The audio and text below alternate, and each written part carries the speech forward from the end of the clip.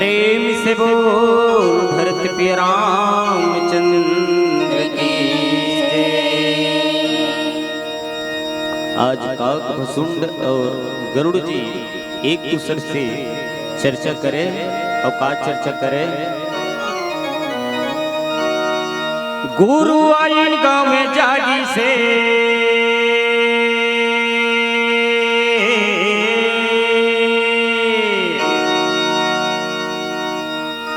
गुरु आई गांव में जागी से मन में भर के अंजोर आशा बांधे भगवान मिले हो।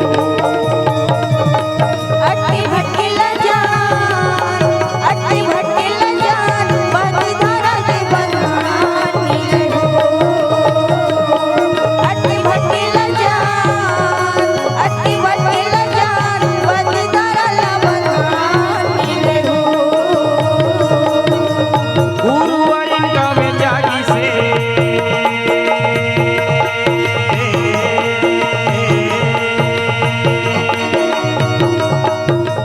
गुरु आई गांव में जागी से मन में भर के अंजोर आशा बांधे भगवान मिले हो।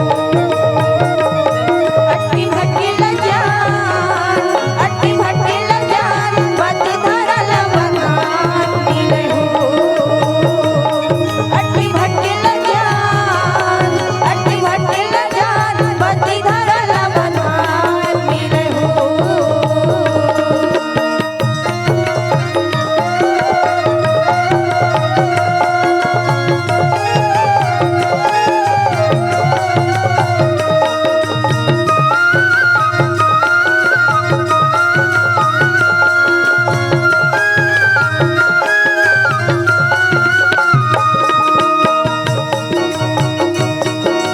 गुरु के महिमा अखंड है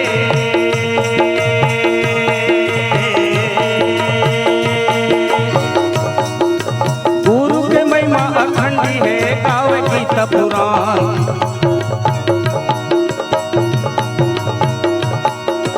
साधु मिला दरबार मिले हो। अट्टी भटके ल जान, अट्टी भटके ल जान, बद धारा ला बंधन मिले हो। अटके फटके न जान, अटके फटके न जान, बहती धरा ला बंधान मिले हो। अट्टी भटके ल जान, बद धारा ला बंधन मिले हो।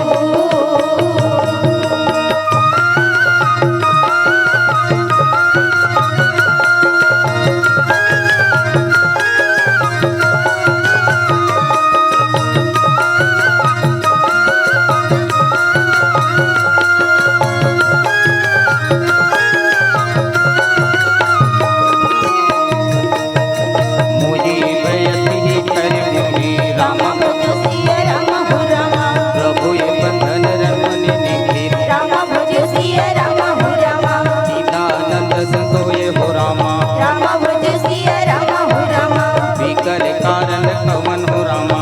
राम भजो सिया राम हो रामा।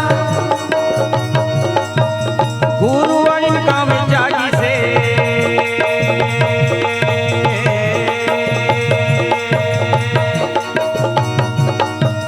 गुरु आई गांव में जागी से मन में भर के अंजोर आशा बंधे भगवान मिले हो।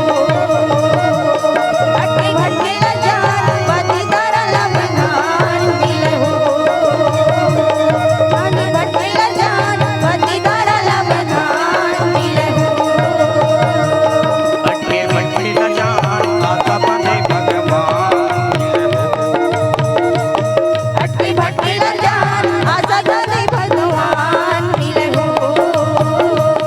अट्टी भटके ल जान, आशा बंधे भगवान मिले हो। अट्टी भटके ल जान, आशा बंधे भगवान मिले हो। अट्टी भटके ल जान, आशा बंधे भगवान मिले हो। श्यावरी रामचंद्र देव की जय। अगर आपको हमारा ये वीडियो पसंद आया हो तो लाइक, कमेंट और सब्सक्राइब ज़रूर कीजिए।